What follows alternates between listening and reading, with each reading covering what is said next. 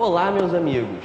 Hoje vamos falar de um tema bastante comum do nosso dia a dia, a fibra ótica.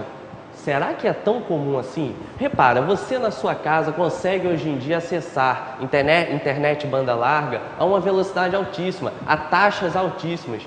Como será que isso é possível? Isso é possível porque ao longo do tempo os sistemas de telecomunicações vêm aumentando cada vez mais a sua capacidade. Isso se torna real quando acoplamos um laser a uma fibra ótica. Mas para entender perfeitamente a viagem de uma luz numa fibra ótica, é necessário entender antes alguns conceitos. Vamos lá, o primeiro deles é o seguinte, o índice de refração. Dizemos que o índice de refração de um material é a velocidade da luz no vácuo, no ar, sobre a velocidade da luz neste material. Portanto, dizemos que cada material tem o seu próprio índice de refração.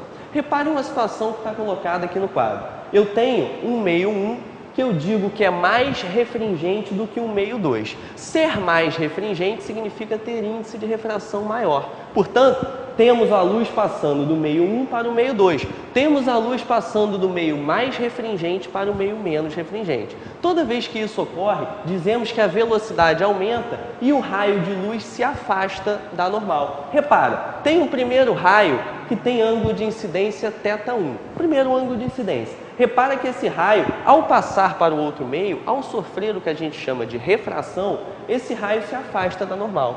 Repara o procedimento. Ao longo do tempo eu estou aumentando o ângulo de incidência. Na próxima etapa eu tenho um novo ângulo de incidência. Mas repara, à medida em que eu aumento o ângulo de incidência, o que acontece é que o raio refratado vai descendo.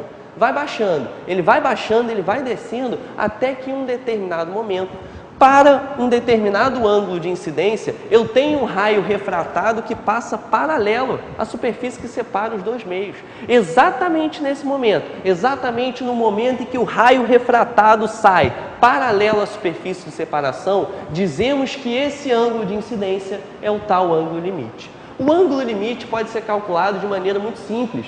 É a divisão entre o índice de refração o menor índice de refração sobre o maior índice de refração. Tudo bem, mas vamos ver de que forma, lá na hora, na fibra ótica, como é que a gente consegue transmitir essa informação, como é que você consegue acessar da sua casa a internet banda larga a altíssimas velocidades. Vamos dar uma olhada. Temos aqui a nossa fibra ótica. Repara que a fibra ótica ela é feita de sílica, é feita de vidro e ela é mais ou menos, o diâmetro dela é da ordem de um fio de cabelo. Repara, temos que acoplar então o raio laser, acoplar a luz à fibra ótica. Mas isso tudo só dá certo, você só consegue na sua casa acessar a internet banda larga se a luz viajar confinada no núcleo da fibra ótica. Por isso, essa fibra ótica então é fabricada com o núcleo, lembre-se, é a região onde a luz vai viajar, e a casca. Tudo bem, eu coloco aqui então o raio laser e reparem, antes de mais nada, eu tenho aqui ar na região de fora e na região de dentro eu tenho o núcleo. Repare que o índice de refração do ar é o menor que existe, ele vale sempre 1. Tudo bem, então eu digo para você que a luz está indo do meio menos refringente para o meio mais. Por isso, esse raio de luz, o raio refratado, se aproxima da normal. Acoplei então o meu laser, esse primeiro raio aqui ele vai se aproximar da normal. Mas o momento mais importante não é esse. O momento mais importante é o da primeira reflexão, exatamente aqui nesse ponto. Só dá certo tudo isso que a gente está falando se o raio de luz se mantiver confinado no núcleo da fibra ótica. Só assim a informação chega do outro lado, chega ao seu destino. Portanto, eu tenho que garantir que exatamente aqui o raio sofra a famosa reflexão total. Temos então duas condições para garantir a reflexão total aqui nesse ponto. A primeira delas, e eu diria fundamental, que só acontece quando o raio de luz passa do meio mais refringente para o meio menos refringente.